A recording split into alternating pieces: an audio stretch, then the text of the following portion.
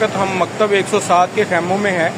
ये पहले टेंट्स लगते थे, लेकिन इस बार ये आप इसमें देख सकते हैं कि यहाँ पे जो है वो प्रॉपर्ली ये रूम्स बनाए गए हैं।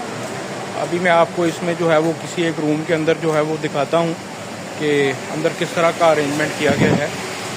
पहले ये जो ऊपर शेड लगे हैं ये नहीं लगे होते थे, इस साल ये भी लगाए गए हैं इसके अंदर। और ये पहले ये सिर्फ खैमा होता था और वही चादर सी जो है वो उसका दरवाज़ा होता था। ये अब इसके अंदर ये देखा जा सकता है कि ये ऊपर सामान रखने के लिए रैक है, 35 लोगों का सामान इसके ऊपर आएगा। ये बेड जो है ये आप देख सकते हैं। इसके अलावा यहाँ पे तमाम खैमों के अंदर जो है वो एसी लगाए गए हैं और ये दरवाज़ा है इसका, इसको बंद किया जा सकता है। ये इस तरह से बंद होगा, इस तरह से खुलेगा। ये तमाम खैमों में इस तरह जो है वो इसको अरेंज किया गया है इस बार।